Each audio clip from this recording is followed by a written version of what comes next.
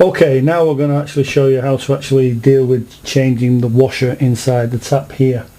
Now on the previous video we've shown you how to remove the tap handle when it's stuck or stiff, how to remove the tap bonnet, and we've slackened off the headgear there using the tap splitter, safely slacken that off.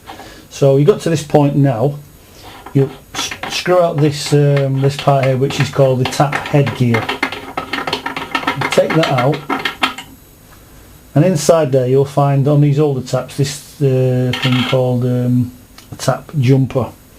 Now you do get these on all types of taps, but sometimes they're fixed and sometimes they kind of float about like that. So this is the part we need to deal with, which is called the tap jumper. Now if you look at this is the original jumper, this with the washer on. If you look here you can see there's virtually nothing left of the washer. It's gone so hard, and it's probably not turning the tap off at all. There's probably a very severe drip on this tap. So what you need to do is grip the spindle there. I recommend you put this in a vise, by the way, because sometimes these could be tight as well. And then you'll have a nut on these old time taps. You'll certainly have a small nut there. So you get your spanner and slacken off the nut. I recommend you put some oil on here or some sort of lubricant on the threads, because it'll be very dry and very tight. So you take off the nut, put that to one side, and take off the old washer. Now if you look at that, that's very worn and very thin. I'm going to replace it with the new type of rubber washer here, which you can see is a lot thicker, a lot meatier.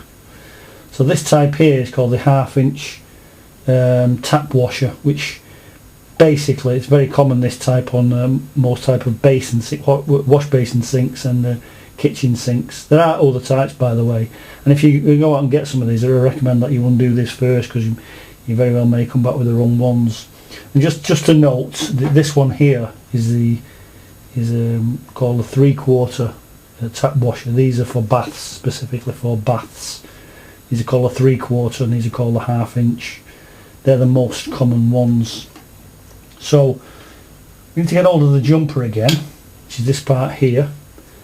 Get the washer and just force it and screw it onto there. Put some lubricant on there if you need to.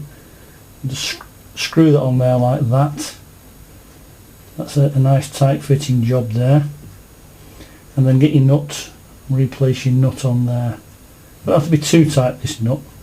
Just make sure it doesn't fall off. Just use your spanner and just tighten it up a little bit like that. So I recommend you clean this up with wire wool first, by the way, because you'll have all sorts of lime scale on it and stuff. Now the next thing to do is get hold of your tap headgear again.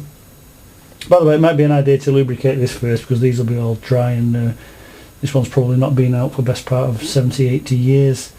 And replace the jumper inside the hole inside the spindle there.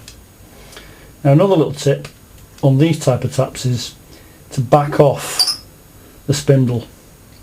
That means screw it anti-clockwise. You can see the spindle as you screw it in. This one does need lubrication, by the way. As you screw it in, it pushes the washer down onto the seat in there, and as you screw it back, sounds like a mouse, this one. As you screw it back, it drops it back off, and you need to have it backed off when you put that in there. Another tip, by the way, is you may want to reseat the seat inside the tap here, and for that you'd need a tool like the tap reseater, which is this tool here. We've done a previous video on this showing you how to reseat the tap. Might be a good idea on these old taps to do that, and then you've done a proper job then. So assuming you've reseated the seat inside the tap there, next thing to do is just simply place that back on, line the threads up, and screw it up finger tight. Now again, this needs to be reasonably tight in here. A lot of people say you don't need to over tighten them, but you do, because sometimes if you're actually if it is loose and you're turning the tap on, or you think you're turning the tap on, you're screwing the body out. Now this can be a bit dangerous for like children and stuff like that, especially if it's the hot tap. If that pops out of there, then the hot water will come gushing out. You don't want that.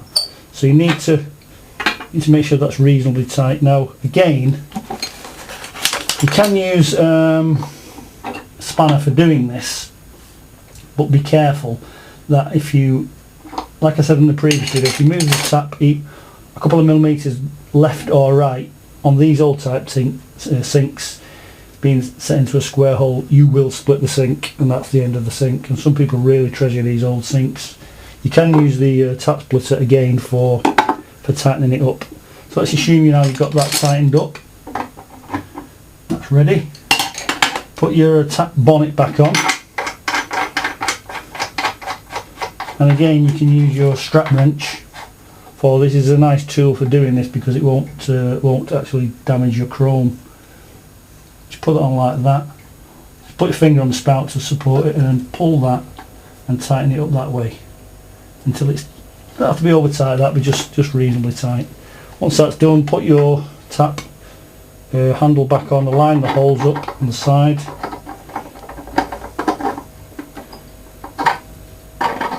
Make sure your holes are aligned like that. Get your little grub screw there, make sure you've not lost it. Put it in the side. That's that done. Turn the water back on. Flush out any little bits of debris, turn it on, let it flush out, and then it should be hopefully fixed and repaired. So that's how you deal with the tap washer inside these old type taps. Okay, again, thanks for watching.